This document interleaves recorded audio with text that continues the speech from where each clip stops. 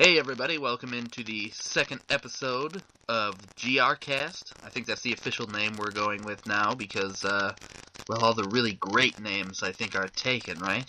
At this point, how many podcasts are out there using fantastic names? So, anyway, it's not really the name of the podcast that matters so much as the talent involved. And some of the talent I've got involved with me today is Matt Graukat. Oh. And Dio. Hello. Live from Greece, is that correct? Yeah, as last week. I'm still here. Awesome. I feel like we need more people in Greece broadcasting podcast-wise all over the internet. Anyway, I think It'd be cool, yeah. Anyway, I think we're gonna go ahead and kick it off like we did last week with what you've been playing. And why don't we start with Matt this week? Nice, because I actually know what I've been playing this week. Scarlet Blade. I wish.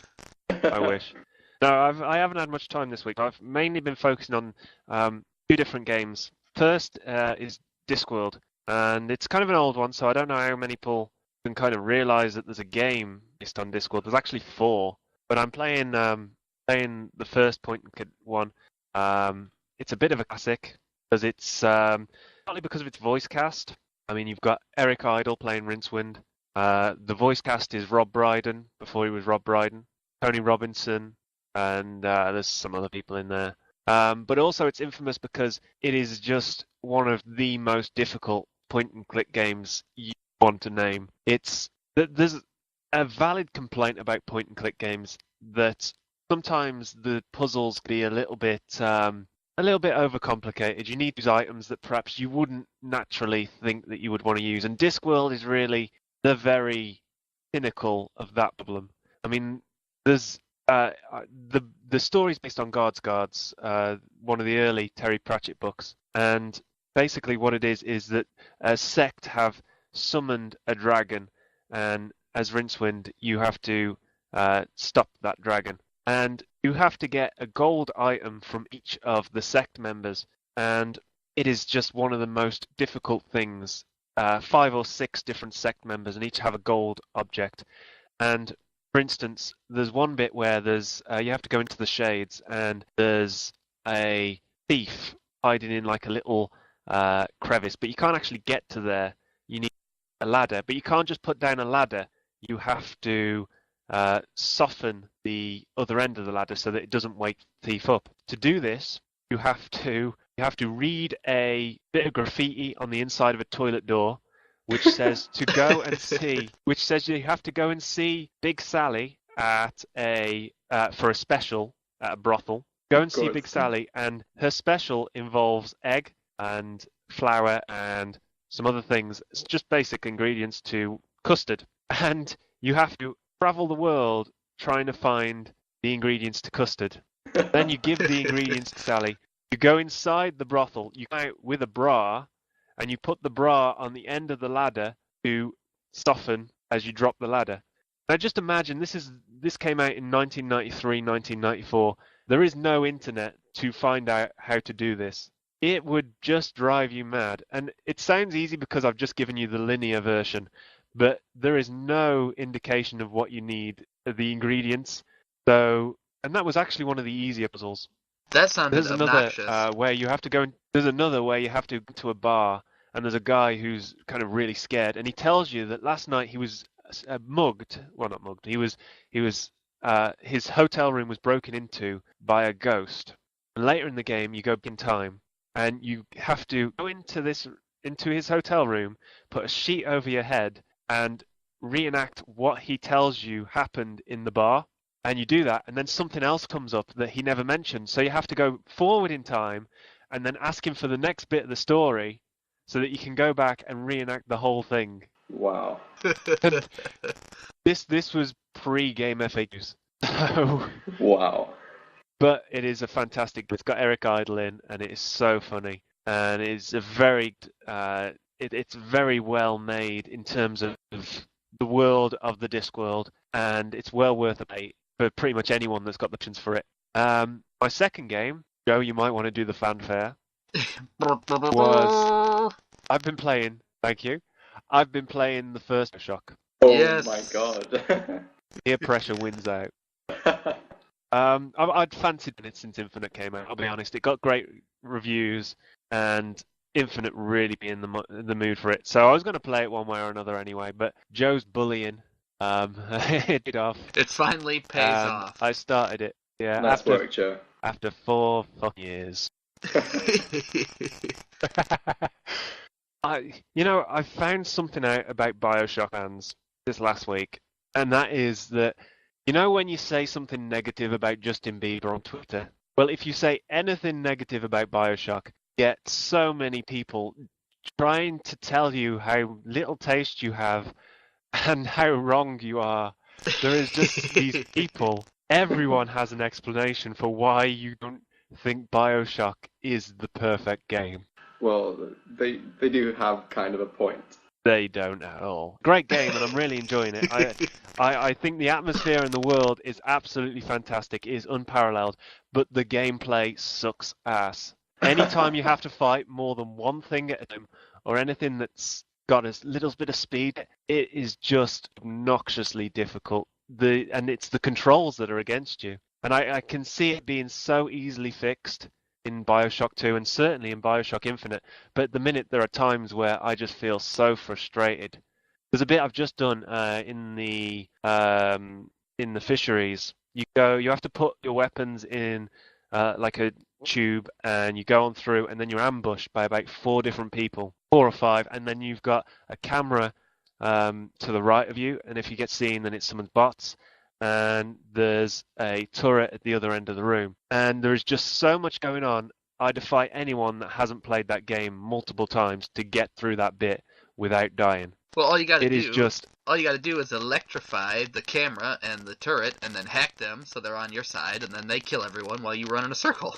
True that. Yeah, I know that's the way you do it, but as I say, you go in there, there's no other real option because the controls suck ass.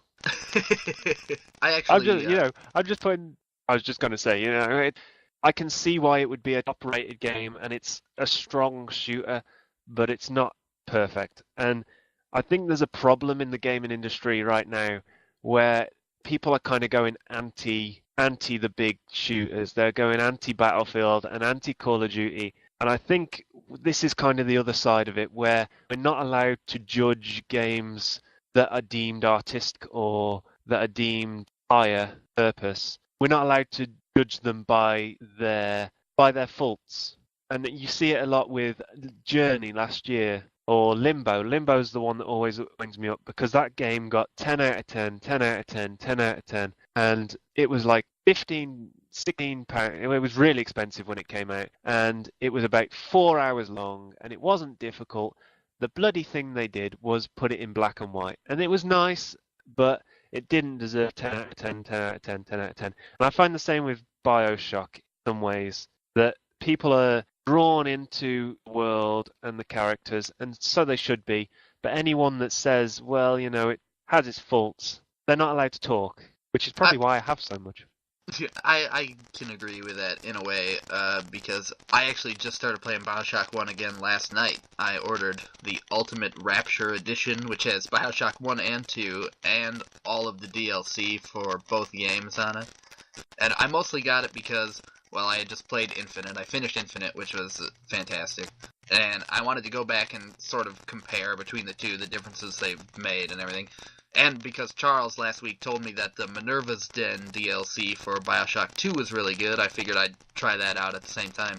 And man, there are things about it, especially after playing Infinite, where it's like, this is strange. This seems old when when you're just like... Yeah. I mean, in Infinite, when you start shooting at people, they're diving for cover and, like, falling over, like, okay, we gotta get out of the way of these bullets.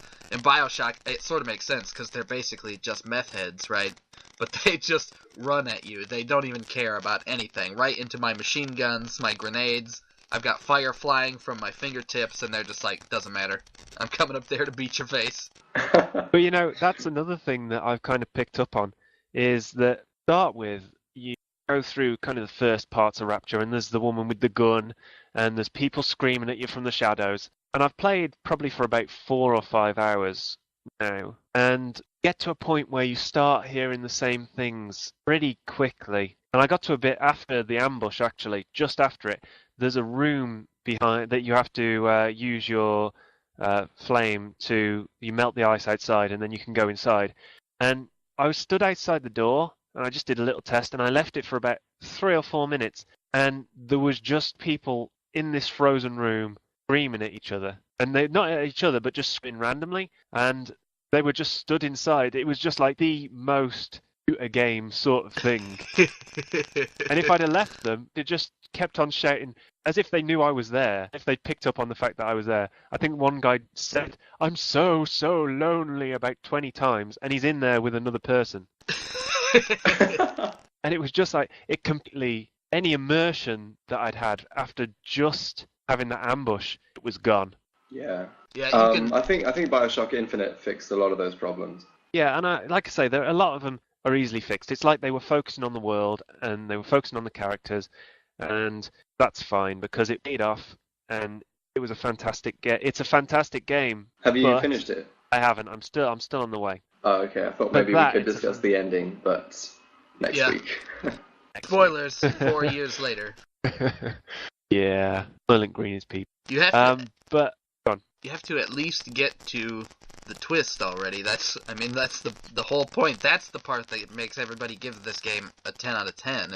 I don't even think. I it's think so anyone that is, I think anyone that is going to game by the last 30 minutes is, their opinion's not worth listening to. If I have to go through 8 hours of crap to get to a really good ending, and I'm not saying that's the case for Bioshock, just generally, then the game's not worth 10 out of 10. No, definitely. I definitely agree with you. Right, yeah, I'm with you too. I feel like a lot of the stuff that bothers you now was probably stuff that when this game came out in, like 2008 or whatever, it probably might not have been as noticeable. I don't know. I don't remember. I played it at the time and I thought it was amazing. I thought that might be the case, and then I was thinking back at what other...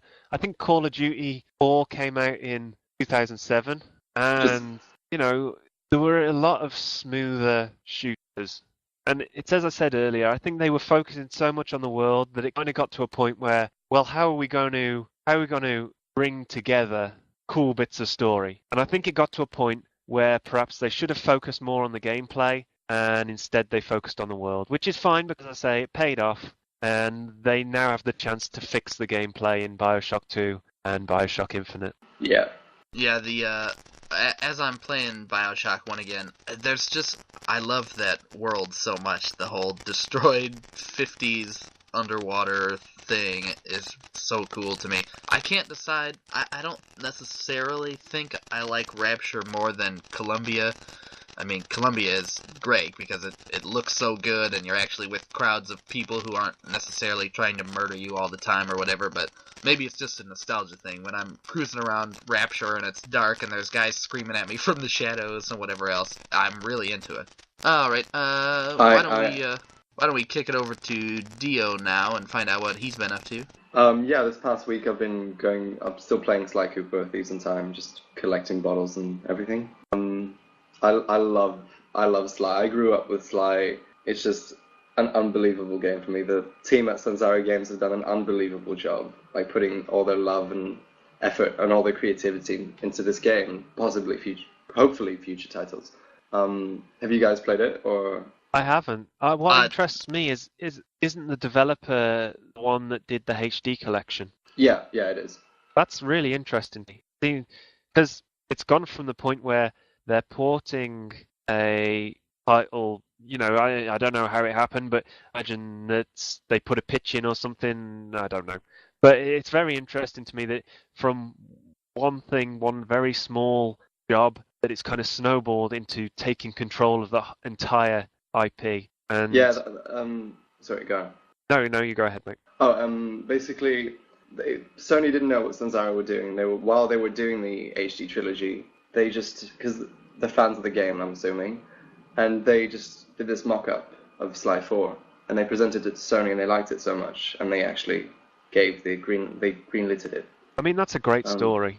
Yeah, it's absolutely amazing. I really hope they can continue this way. Yeah, definitely. What are the trophies like? Because the trophies for the HD collection were basically do everything. So I'm thinking that it's probably the same for collect all the bottles.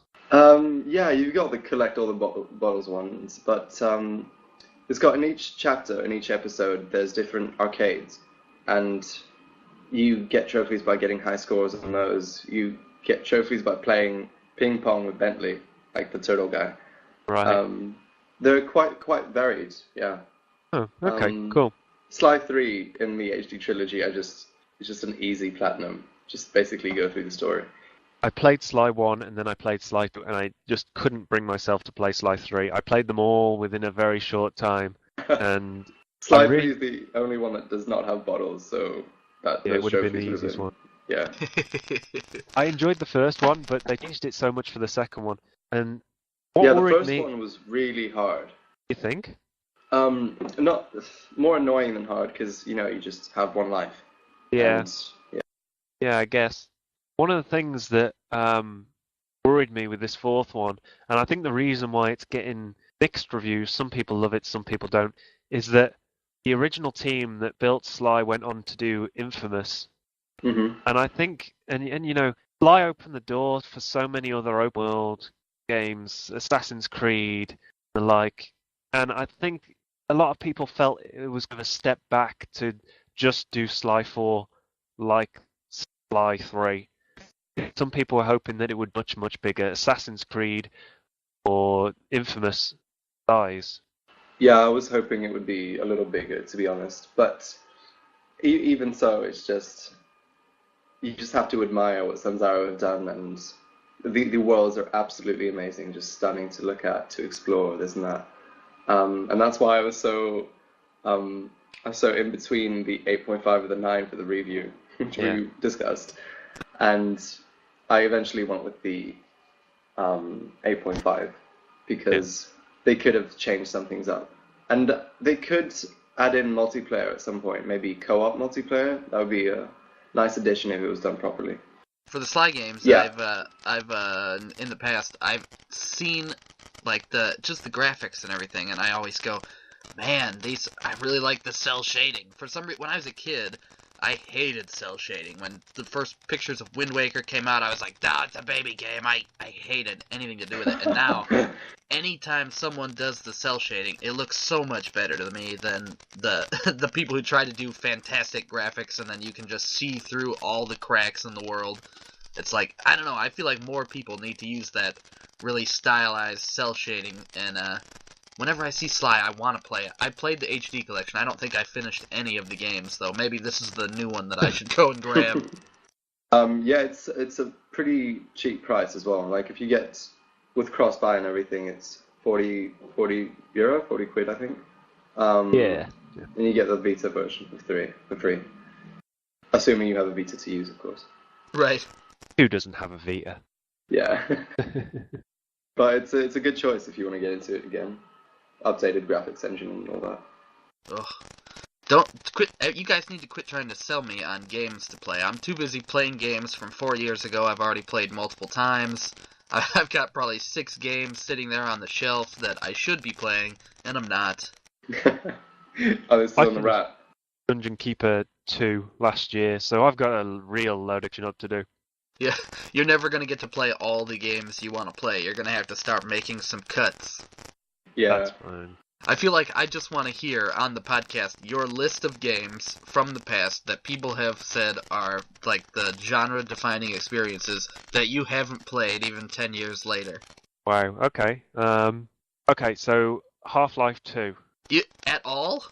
No, I mean, it came out at time... Okay, first, I tried to play the first Half-Life last year, and it has not aged well.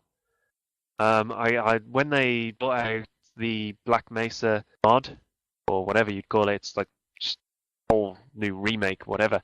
I was going to play it again, and it's just kind of not happened. But the Half-Life games came out at a time when I only had a PS2, and I still wasn't finishing any games. So it just kind of got left the wayside. And then when I got my first Xbox 360, which was about 3 years after the damn thing came out, I bought the orange box and played Portal. And then at that point it was kind of like, well, I need to play Half-Life 1. I keep seeing it cheap on PC. I need to play it and actually get a sense of the series before I try and play the second. And it's just one of those things that keeps getting pushed back and pushed back and pushed back. There's no hope of you going through Half-Life 1 at this point. I mean, that game is good. Like, I remember playing Half-Life 1. I played it all the way through ages and ages and ages ago. But I had a hard time with it even when it was semi-relevant. I did the same thing. I played it because I was like, okay, I have to play Half-Life 2. And I finished Half-Life 1, and I feel like I remember sitting there going, why did I just play through this whole game? And then I fired up 2, and I hated it.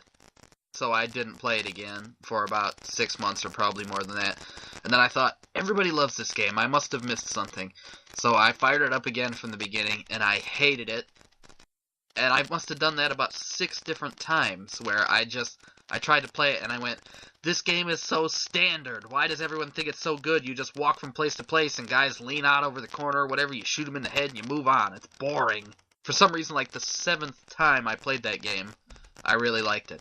So, Matt, if you're not gonna get sucked in right away to Half-Life 2, just take it off the list. You're never gonna play it. It's one of those games that I'm gonna buy on a deal at some point, and then I'm gonna try and have a weekend where I just play Half-Life games.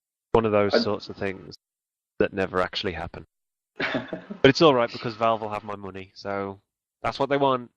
All good.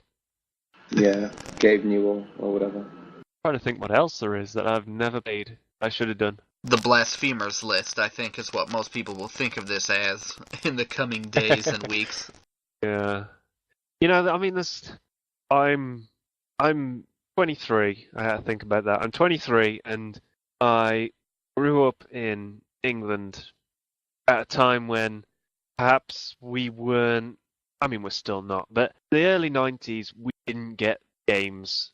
We never got. I don't think we ever got Chrono Trigger. I know we never got. Super Mario RPG. So there's a lot of older games from the SNES and earlier that I was either too young to appreciate or that I just didn't have access to. So by the time I got to play them either through emulators or whatever, it was at a time when I'd played, say, Final Fantasy VII. So my view of RPGs and what they should be was kind of skewed. Then if you go forward 20 years, there's just not the time to play the retro games and do them justice. Right, yeah. Yeah, I was having this conversation with a friend of mine because from those games, the jump to the PS1 and likewise the jump from the PS2 to current generation consoles, it's just massive gaps are filled, which is not going to be possible in future generations. It's always going to, unless we go into virtual reality gaming and stuff like that. Yeah, definitely. It's one of those problems that I find a lot of people, they're very nostalgic. People will sit there and tell you that this generation has sucked compared to previous generations, and the reason that they're saying that is because they're remembering the top 9 or 10 games that they played when they were a kid. They look back at the SNES and go, oh my god, that catalogue, that was just every single game was a hit. And that's not all true. For every Chrono Trigger, you had 10 versions of Bart's Nightmare, you know, which was in itself a fine game, but that if there was ever a game that needed DLC, that was it. There was a lot of garbage for, like, during the Genesis and Super Nintendo era. I remember probably every weekend it would be like school's out or whatever. My parents are taking me to the rental store where my brother and I are each going to pick up a game and it's going to be great. And I don't really ever remember getting a game that was good, like, ever. When you're just judging it, I mean, at that time I was a kid. I'm basically just judging it on the front cover. Why did I rent Lawnmower Man for Super Nintendo? I don't know. I think a better question is why wouldn't you rent Lawnmower Man for Nintendo? If you've played Lawnmower Man for Super Nintendo, you would know why you shouldn't rent that game. I feel the fact that we're saying this so often means that we should probably seek out the developers for Lawnmower Man on Super Nintendo and try and get some royalties or something. This is the most their game has been mentioned since the day it released. And then it was just saying, "Don't buy Lawnmower Man for Super Nintendo." I hope it was that was what people were saying when it came out, because that game was real shit. It was garbage. Just straight up get to the point. Yeah, I don't think we're entitled to those royalties anymore. Yeah. It was a fantastic game. Go back in time and buy that game so that we can get our royalties. You definitely won't be talking about it and complaining in a podcast 20 years later. Right. It's myself from the past who heard this. Now I know why I rented it. It's like the ghost in the Discworld game. We have to find out more. We have to go back. I made my own life miserable from the future. Wasted a weekend. Here's an interesting... Okay, I shouldn't say interesting. Here's a story about a retro game. I originally convinced my parents that I wanted... I think it was Genesis. Because I saw commercials for a game. Maybe you guys will be familiar with the game. Called Toad Jam and Earl. Oh, wow. For some reason, I thought it looked like the coolest game ever. And so I was like, I have to have a Genesis. I have to play this game. They finally got me a Genesis. We used to go to the rental store, Blockbuster or whatever it was. I would always be looking for Toe Jam and Earl, and I would see the case there. Somebody would have checked it out. And I probably just liked the rad attitude that those two characters had, or whatever the hell it was. And despite constantly trying to get it, I never managed to rent that game, and to this day, I still have not played the game that I bought a Genesis in order to play. And I don't want to now. You know, that is probably the first game that I remember playing. Like, if I go back 22 years, I have memories of that game, except that I don't. I remember playing it, but when it came out on digital distribution services last year, and I bought it, and I tried it out, and it was like, this is not the game that I played. They have changed Toe Jam and Earl at some point over the last 20 years. This is not the game that I played. And to this day, I have no idea. I remember that it was Toe Jam and Earl that I played, but I don't remember what I've got it mixed up with. Because Toe Jam and Earl sucked, but the game that I got it mixed up with was fantastic. So, yeah. Are you thinking of Booger Man, the seminal hit for Super Nintendo? You want to talk about games that were great back in the day? How about a game where you dress as a fat man in a green spandex suit and then you eat a chili pepper to fart flames and fly around? Where can I get that? Oh, man. Yeah, games didn't used to be that good. Why do we all think that they were? I don't know. It's just the startup point for every now that has become a big franchise. So I guess like they just look back to that point as a starting point for like the greatness, like the Zelda games. Yeah. See, I think they're an example of things that have held up well. I mean, you have to go in knowing that this game is going to be limited, but the original Final Fantasies, the original Zeldas, you can tell that they were struggling to do things with the technology that they had. But then you come across things that it was like just half-assed. It was just like, okay, this is the game we want to make, and this is what we can actually do. This is what we have the money to do. Right. Yeah. The video game industry wasn't even that big back then, was it? No, well, that's it. I mean, it was. I remember watching an episode of Roseanne where they bought us a Nintendo, and it was like the most expensive thing that the people had ever bought.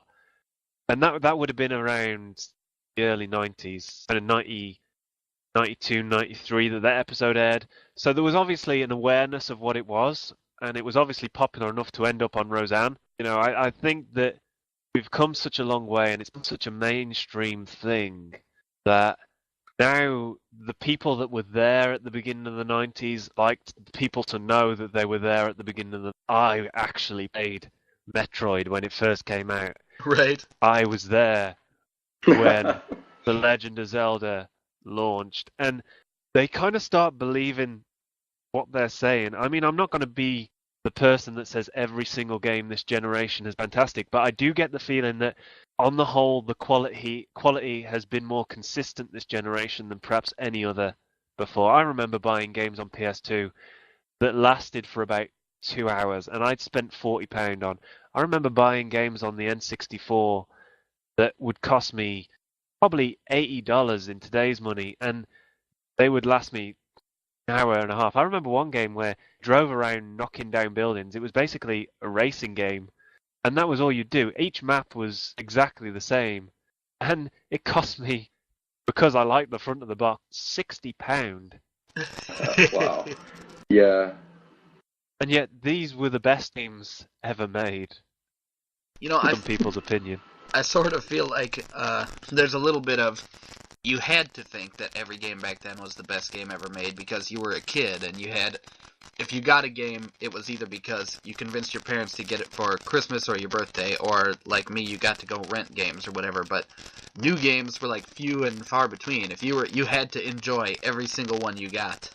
Yeah, there was definitely that for sure.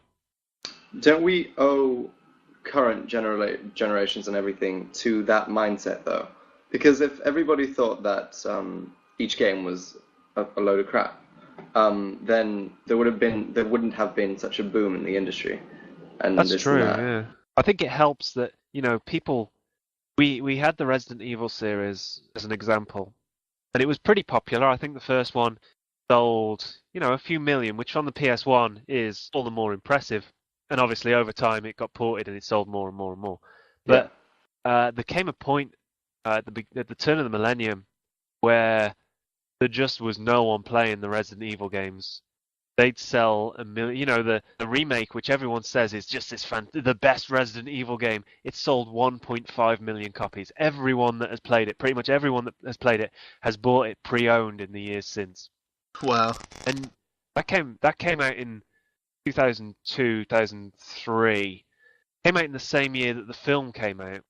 And the first film is pretty dreadful. It's fine if you want to watch a zombie film, but there's not much more to it. It's sitting there with some popcorn and shouting, "He's behind you, there's a zombie." And that's about it. And that is the point of that film. And yet it pretty much made the Resident Evil series successful again. Resident Evil 4 sold 7 million copies. And a lot of that is down to the fact that Resident Evil became higher in the public consciousness. And I think that's a lot. When you start getting consciousness, that sort of consciousness start to get people to be more accepting of a genre or of a medium. Yeah, it could have been. Speaking of Resident Evil, I tried playing 4, and like we mentioned last podcast, where you said you have a problem with like survival horror games. Like for example, Dead Space and Resident Evil 4, there was no way I could possibly get through the first level of those games. No. I don't understand how I'm the only person who loves horror games out of almost everyone I know. When I was a kid, I watched my dad play Resident Evil, and now I'm happy to sit there and watch someone else play it, but I don't like feeling. I like to relax, and I don't like feeling like the developer is trying to find ways to make me jump, because I think that's really cheap. If I'm staring at something and a face just comes up at the screen, that's going to have a reaction on my heart rate and on blood pressure and all that. That's just a natural reaction. I don't like thinking that that's the whole point of the game. And I never felt that the Resident Evil series was strong enough as a game until 4, that it was strong enough as a game to go beyond that. The gameplay wasn't great. The story was bloody stupid. I don't care what anyone says. The storyline to those games matches Metal Gear Solid with the just ridiculousness. And that's a lot down to the script. Come, little fishy, sit on my hook. And, I've sat there, I played Code Veronica, and I've watched my girlfriend play them all in the last 12 months. And not so much that it's the horror, that other than the horror, there's not a lot there. I saw her play Space, And again, other than the horror, there's not a lot there. Bioshock, I'm not even really thinking as a horror game. I think Yeah, that's it's fair. there's a sense of dread in the game, but not much of horror around it. Yeah, and I think if they could build a game, I'm trying to think of, there was a add-on DLC pack for Heavy Rain called The Taxidermist. Thinking back, went inside a house because you thought it was the origami and played as, and I forget her name. No, it's gone. Anyway, Some played as girl. her and some girl. And went inside this house and there is just stuffed animals everywhere. And you explore and you go up to the top floor and there's just a bunch of women that have been stuffed and put into various poses. And then the guy comes in downstairs and he is searching the house. He can see that someone's been in there and he's searching the house for you. And you have to move while he's looking for you. And that's about as close to proper horror as I've felt while playing a game because the tension was just fantastic. And come to think of it, the stealth genre as a whole, probably the best for that because it comes out of nowhere. You'd get a sense that someone is hunting for you. Maybe something like Manhunt, which is another one I've never been should have done. Maybe something like Manhunt. I kind of get the feeling that would have that feeling a lot more. You know, I've Yeah, I know been what a you mean. detractor. I've been a detractor of Heavy Rain at certain points, but you can say what you want about that game. But those points where you are doing something, and then all of a sudden they split the screen and they show you what somebody else is up to, and you know at some point these two people are going to collide with spectacularly terrible results. Those were the best parts of that game, I think. Yeah, as a whole, it was just an amazing game. It was good. Joe told me how fantastic it was. I bought it a few days later, and because obviously he's in the States, he told me how fantastic it was. This is going to be the best game ever, blah, blah, blah, blah, blah. Then I bought it, and I didn't speak to him for a few days. And then the next time I spoke to him, I said, "You were completely right. I played through Heavy Rain. It blew me away." And he said, "I've been reading online, and actually I hate it now." And that's so much. So you can't take Joe's opinion on Heavy Rain too seriously. Okay, I feel I need to break this down now. I still like that game. In fact, if I could pick that game up for dirt cheap, it's been long enough that if I played it again, I would really, really probably like it. But I feel like that's one of those games where if I had just played it once, and whatever happened, happened, and I just drew a line under it and said, that's it, it would have been great, even though I got the worst possible ending. I mean, everyone who was not the killer was dead or disgraced in some way.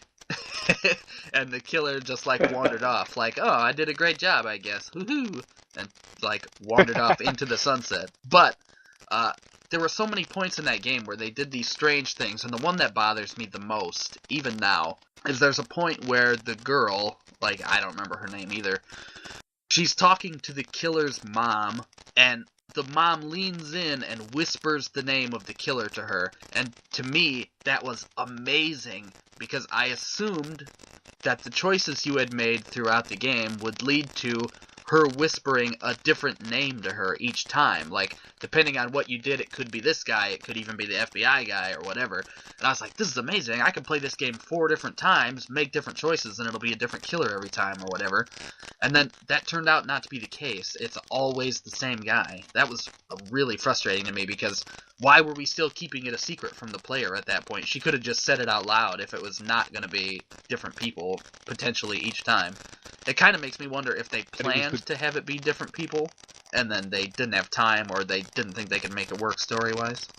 It was the guy that everyone liked. That's part of the problem as well. They made him such a likable guy till the last kind of 30 minutes, if that. Right, yeah. There was a pretty big disconnect, I feel like, between the times you played as him, and he seemed like such a good guy. Like you said, I would go out of my way to do all of the nicest things with him, and then at the end, it just seemed like, oh, actually, he's the murderer. Just because of some strange, like, trauma he suffered as a child. He's the nicest guy ever until it rains, and then he really wants to murder somebody by drowning. Twist. Heavy Rain is actually gremlins in disguise. Oh, yeah. I think I finally understand that game now. I'm looking forward Spoiler to alert, by the way. looking forward to the next one. what Beyond Two Souls or Yeah, something. that looks good. I was excited by that because it's got Ellen Page in. Yeah. I really quite like her as an actress, and I think that she's always done kind of roles that suit her. So I think that choosing this means that it's going to be at least passable in terms of the story, and in terms of the acting, it's going to be stellar. Right. Yeah, definitely.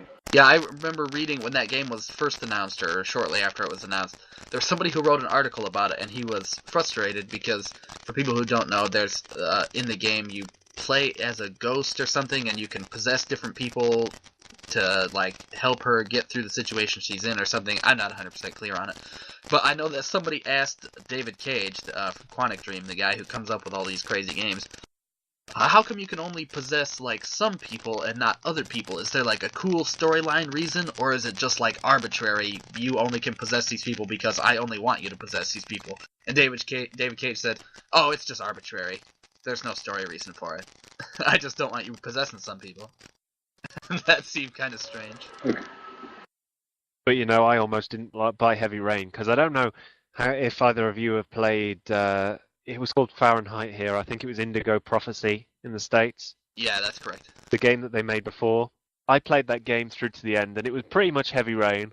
There wasn't a huge amount of action sequences. It all boiled down to big time events, basically. And I got to the end, and I think you're in a hospital or an orphanage or something. You go up to a roof, and you confront the bad guy, and that whole sequence. It's saved when you went into the orphanage hospital, and you could not finish it. I must have done it about 200 times, and the last quick time event, it came up a square or something, and it needed to be something else, and it just did not work. The square would be on the screen for about maybe 5 seconds, and no matter how many times you pressed it, nothing would happen. You'd get knocked over, you'd die, and you had to do the whole thing again. And for me, it was just the crappiest thing ever because the story was pretty good. I mean, I can't remember it very well now, but basically, a guy becomes a superhero just randomly. What I remember, and so it was quite interesting. And yeah, the game just did not work. I could not finish it, and pretty sure that I did again from the beginning, and I got to the same bit, and again, it just would not let me get past that bit. So long as Beyond is actually completable, it might be good. I feel like if they could make a fantastic game, if you could somehow put David Cage and sort of like the celebrity cachet that he apparently brings to these games, and team him up with Telltale to let them do the actual game and puzzle designing, man, you'd really be onto something. I think we're getting to a point with developers now where some of them are getting a bit too serious about it. I mean, the person that I always mention when I'm talking about obnoxious developers is Jonathan Blow, because that guy made one game. That guy made one game 6 years ago, and it was a decent game, but it wasn't fantastic. And he spent the last 6 years telling every other developer what they're doing wrong. And that just seems to me like, even on the PS4, he turned up at the PS4 event, and didn't he say something like, what I'm going to show you now is a little bit different because it doesn't have guns in it. And the guys from, they'd shown Infamous Second Son, which is a guy blasting around, people are shooting at him and just using kick-ass powers and big explosions. And so they came off, the crowd was hyped, and then he came out, what I'm about to show you is different because it hasn't got guns in it. And it was just, it was like, yeah, they are going to kick your ass when you get back in there. Well, it's in the name if you think about it. Yeah. But The Witness isn't his new game called The Witness? Yeah, that's right, yeah. I like from what they showed at the PS4 reveal, it just looks the environment's nice and everything, but remember those puzzles that were like opening bridges and stuff? Those seem really monotonous if it's stuck to that. I got exactly the same thing from it. He was there saying, so we couldn't he was saying something like, isn't it terrible when you're just in one place and you turn around and in our game, you're never more than 20 seconds away from. You're never more than 20. Sorry, I just got a Facebook message. I'll start this little segment again. You can edit it out. When you. Yeah, I'm going to close Facebook. And it was. He said something like. In our game, you're never more than 20 seconds away from a different world. And I just thought, well, all that means is that you're not really putting very much effort into each individual world. It's all good and well if you can walk into a bloody castle and look off out at the top and see Cowboy Land and Alien Land, but that's all it's going to be. It's going to be a castle with some puzzles in, and over there is going to be a saloon with some puzzles in. You know, there's going to be limitations on each world. And to be quite honest, I'd just rather run around and cowboys or shoot some aliens or shoot some cowboys and aliens and just have at it. At least it's a type of gameplay. At least it's going to offer some entertainment value. I was just going to say, I think the thing that frustrates me most is whenever you get somebody like that. Now, I'm a big fan of Braid. When The Witness comes out, everybody can say, this is absolute shit. And I'll probably buy it anyway, just because. But it frustrates me when people like him get up there, that, you know, the artists, and they get up there and they have this strange, like, supposition that if you enjoy the games where you're gonna shoot people and blow things up, that you can't enjoy the artsy games. It seems like they're just trying to say, okay, well, that game's for those people, they can go blow things up, and the classy people can come over here and we'll just solve a puzzle and be within 10 seconds of a whole new world. And it's like, don't tell me that I can't enjoy both. I feel like Bioshock It's a really Infinite terrible marketing itself, strategy. Yeah, no kidding. I feel like Bioshock Infinite is a pretty good mix of two different types of things. You've got the, like, hardcore philosophy guy who's sitting there reading everything into the ending. That's me. And then you've got the guy who just likes shooting people's faces and blowing things up. That's also me. They're not different people. We can enjoy different things at different times. Yeah, Bioshock Infinite is a perfect example of mixing in gameplay elements and story and everything. But then you get people like David Cage, and this is the whole reason that I even brought it up. You get people like David Cage, who a few weeks ago, he made a statement. I don't know if it was in an interview, but he said that games like Lollipop Chainsaw are ruining the gaming industry. Now, Lollipop Chainsaw, I've not actually played it, but my understanding of it is that it is basically just a big joke. You play as the most over-sexualized character ever. She's a cheerleader. All the camera angles are kind of from below her skirt, so you can see her underwear. It is just the most kind of stretched idea. They have just run with it. And the idea of the gameplay is that you run around cutting up zombies and just has the cheesiest lines when she's doing it. It's just stupidly violent and there's blood everywhere.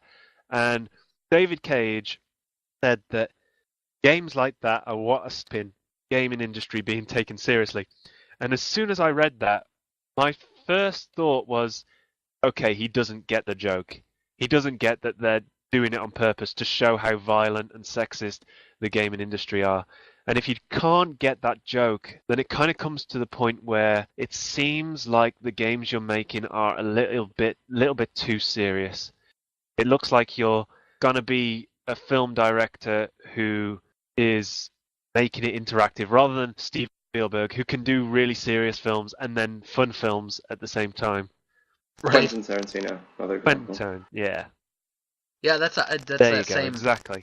That's that same attitude. Like, we can't have everything in games. Games should just be what I like or whatever. But it's just like movies, though. Like, if you think of David Cage as a Christopher Nolan type, I don't know necessarily that they're on the same level, but you get what I mean.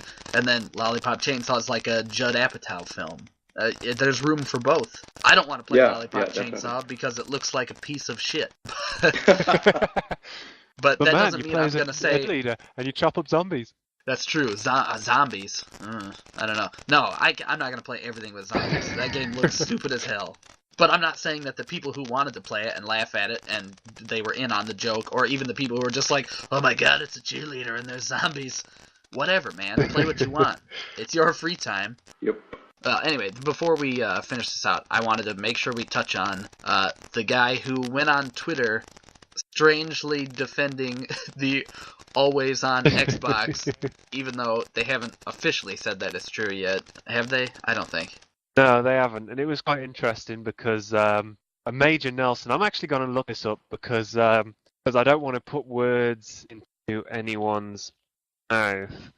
But Major Nelson, once all of this had kicked off, he made a post on his blog. Okay, here we go. It's just called Official Statement on What Was Said Yesterday. Okay, so I wanted to give you the official Microsoft statement regarding some comments you may have seen yesterday. We apologize for the inappropriate comments made by an employee on Twitter yesterday. This person is not a spokesperson for Microsoft, and his personal views do not reflect the customer-centric approach we take to our products or how we would communicate directly with our loyal customers. We are sorry if this offended anyone. However, we have not made any announcements about our product roadmap and have no further comment on this matter. So that's the official statement. Now, I just want to point out that that's all fine in PR lingo, but they don't actually say that what he said wasn't true. Yeah. Taking into consideration what customers think and everything, watch the Xbox announcement be pushed back a couple of months just to fix that. It's frustrating whenever you know what's going on if someone is saying something that is perceived as inherently negative by most consumers. I would say I don't think there's anybody like, yeah, always on is fine, I don't mind playing Skyrim only when my internet works or whatever. I mean, there might be some people who go, I don't mind it, but I don't think there's anyone saying, yes, it should absolutely be this way, among consumers, among developers maybe. But whenever there's something like this that everyone seems to think is negative, if I was a company and it wasn't true, I would just come out and shut it down. I would say, this isn't true. Unless they just want the press, they figure any sort of press is decent press as long as their name is out there or something. But they don't say that. They just say, we haven't made an announcement, which is the same as saying, yeah, this is all true. They could be trying to lower expectations, and then suddenly at the press conference, suddenly everything's amazing and everything's just working perfectly, no internet connection required, this and that. It could just be like PR. Yeah, I mean, that's possible, but I think there's going to be a lot of people pre-ordering the PS4 now who perhaps were waiting on it.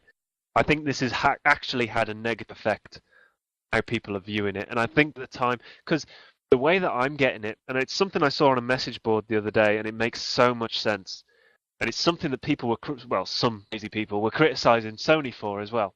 And that's that when Apple announce a new product every year, they announce it, say mid-year, then it's out a fortnight later. It's like, we've got the iPad 2, it'll be available now. And a lot of people don't necessarily know much about the gaming industry. We're saying that maybe Sony should have done the same thing with the PS4, that they should have announced it much closer to the release date, because now they've got to fill a year with hype for the PS4. And what some people are saying is that perhaps Microsoft are being so stum on it because they think that they are going to kind of copy the Apple way of doing it. They're going to say, okay, we've got this device, Durango, and it's going to come out in 3 months' time, or whatever. But what this means is that anything that comes out ahead of time is going to really knock them, as they're going to have to, any negative PR, they're going to have to pair that over a much smaller time. Yeah, but on the other hand, if they did release it, if they did have the announcement and then release it a month or two later, then that would push consumers towards their product, because games would be available for it at release, and I'm sure a pretty high population of Microsoft customers would go and buy the new Xbox because it would be so far closer than the PS4 release date. That's true. I mean, people, because the PS4 announcement was so awesome, because the console looks great, because they've managed to, the thing that a lot of people were impressed with PS4 is that this attitude that Sony had at the beginning of this generation is just gone. They've said, okay, we've spoke to developers and we've made a console that is going to last and that they can enjoy working on. And I think that's what blew people away. And I kind of get the feeling that people are happy with Sony and I forget what I was saying. I've bored myself. That's how bloody terrible it was. No, I'm all for the PS4, okay. Yeah. I completely feel. I'm sure it was a very good thing. Sure it was. We've just been on the air too long. That's the problem. I think you're just losing your I mind. think that's what it is. But I do feel like it's worth mentioning that everyone seems to think if you have good internet, if you live where broadband is, widely used, it seems like everyone in the world has it until you don't. Like, I lived for years and I had broadband. It wasn't a big deal. And then I moved literally less than 2 miles away, and now I have satellite. They don't run cable lines here. I mean, that's why my internet connection's so terrible. The internet connection just dies and the router has to be reset 3 or 4 times a day just because. I mean, so I'm not buying an Xbox that has to be connected all day. I'm not going to stop playing a game because the thing goes out, save it, turn the machine off so it doesn't kick me out within 3 minutes, then go upstairs, unplug the router, unplug the modem, wait for 5 minutes each, plug it all back in, hope it connects, and then go back downstairs, turn on my Xbox for 10 minutes, load the game back up. Oh, the internet's out again. Fuck you. I'm pretty sure that is a form of torture for some people. There's no way in hell. And some places they don't if even... it's always on, there's no way. Some places they don't even have satellite. I mean, I know people who are still using just dial-up. This in the U.S., this country is huge, and the entire middle of it is just giant open farmland where nobody wants to put any technology at all. I think they just live in dirt huts out there. They're not going to be playing an always-on Xbox. I think what they have to even out, what they have to work out is whether or not there are enough people with decent enough internet that will buy it. And obviously they've done the sums and they think, yes, okay, if we sell this to, I don't know, how many, I mean, even if you consider this generation, the Xbox has only sold about 80 million, which seems like a huge amount, but that's only really 10 or 11 cities worth. And there are thousands and thousands of cities around the world, each with people that are becoming more interested in gaming and who have a fine internet connection. So I guess what they're thinking is that they've reached 80 million this generation, some of whom won't be going with them to the next generation, but there's loads of people who will, if they can advertise it right. I mean, these are the people that sold, I think the last time I heard anything is 15 million connects. 4 games just for that about thing. to mention Kinect, yeah. I was just going to say, Microsoft is fantastic at marketing things. And there's a lot of people on the internet who like to bitch about things that Microsoft do, like Windows 8. I run Windows 8 and it's better than Windows 7. All you've got to do is get used to the start menu, which again is better than Windows 7 once you get used to it. But there are people on the internet that will bitch and moan about it non-stop because they changed that one little thing. But Windows 8 is still doing pretty well, I think. And these are the people that will market the hell out of the next Xbox. Got to think that their big sellers this generation were X Gold and the apps. So next generation, they're going to be pushing Xbox Live Gold and the apps. If they can say, if you pay for Xbox Live, we will turn off the always-on necessity, they are going to make so much money off it. Yeah, all right, it'll piss off a few people online, but people already paying for gold are just going to go, all right, I'm already paying for gold. Yeah, exactly.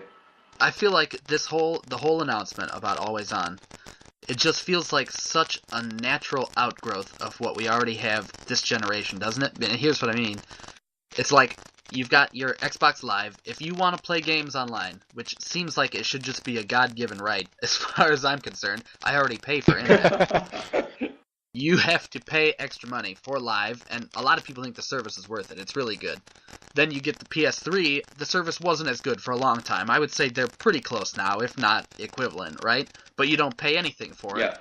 But then they come out with Plus, which is like, if you want to pay the money, you get extras on top of it. For Xbox, you're paying for a base level. For PS4, you get the base or PS3, you get the base level free. You pay for extra.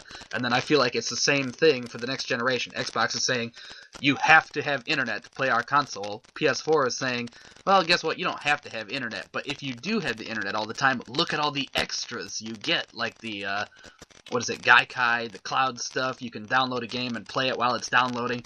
That, to me, is what should be rewarded. Not, okay, here's all the reasons my console sucks because there are restrictions to when you're allowed to play it. I think that Microsoft aren't going to even try and match PlayStation Plus service. What they're going to try and do is devalue it. They're going to try and say that what we have is better, and it doesn't matter if you get some free games or whatever, because this is what we offer. And it might not be games, but they will try and devalue the PlayStation Plus service somehow. Yeah, I agree. And I was just having a conversation again with a friend, and I put it out there that if 10 or maybe 20% of the Xbox Live Gold using population boycotted the service for 3 months or so, they would lose so much money. Microsoft would rethink all their steps. That's true, but you've also got to think. Again, I haven't got the numbers to hand, but I'm sure that I saw that they would made something like 127 million off of Xbox Live Gold, and I don't know how old that number is, or if it's even a number that true. I might have just made it up. That's a distinct possibility. But I just think about that: 127 million for something that Sony have taken upon themselves to give for free. Now, they are making 127 million off it. They are making that. That's not including costs. I mean, you could lose 20%. That would still be, 100 million almost. Yeah. I agree with that, but it would be kind of an eye opener. I would hope, because Microsoft is just getting worse and worse and worse by the generation. Well, I don't know if things have changed in the few years since I had to do it, but have you ever tried to cancel an Xbox Live Gold subscription? You're better off getting your name legally changed and closing your bank account. I just kept on getting charged on a credit card that was not valid anymore for about 6 months or so, and then I finally realized with the recurring statement, and I was just starstruck. It's like, what the fuck's going on? Who's charging my ghost card? Yeah, there's no button you can just click somewhere that says cancel my subscription. Like most people, they just bought an Xbox and they signed up for Gold, and every month it comes out and they just don't think about it. But when you have to cancel that thing, I mean, it's a chore. You have to call and talk to somebody. You have to wait on their bullshit helpline like, oh, we're sorry, we're taking a lot of calls right now. You're going to have to wait for about 20, 30 minutes before we're able to pick up. And then half the time you talk to them, you tell them you want to cancel, they say, okay, that's taken care of. And a month later, $15 comes out of your account again. Exactly. It's ridiculous. Well, I guess I'm all for PlayStation Plus. Yeah, I really feel enjoy like, the Plus service. Plus has been, when I first came out, I was skeptical about it, I think. But, man, you're making money in games by paying that each month. It's crazy how much stuff they give you for free. It's unbelievable, yeah. I got the Cave for free this last week, and I'm so glad I did not pay for that. It's not. I didn't really like it. I quite enjoyed it. It was nice so long as you remember that these are the people that made Monkey Island 20 years ago. So long as I tried to play it through with that mindset, and at some point it just got so tedious because with the 3 characters you have to go back and forth and back and forth. And I got that, yeah. I was like, oh god, just when is it going to end? I just tried to think that perhaps in terms of that there was absolutely no progression over the last 20 years, except that you can play it with a controller now. That's the way I went in with it, and I wasn't disappointed. It was pretty much what I thought it was going to be. Yeah, fair enough. So 20 years ago, they made Monkey Island, and at the same time they were playing The Lost Vikings, and they thought, we should combine these, and 20 years later they finally managed it, and now you're upset because it doesn't work that well. I enjoyed it, don't get me wrong. I thought the dialogue was very funny. The cave actually has a voice. Yeah, I love the dialogue. Yeah. And it is so funny, so well written.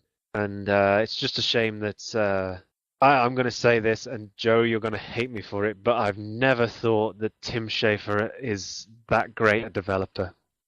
I have to agree with you.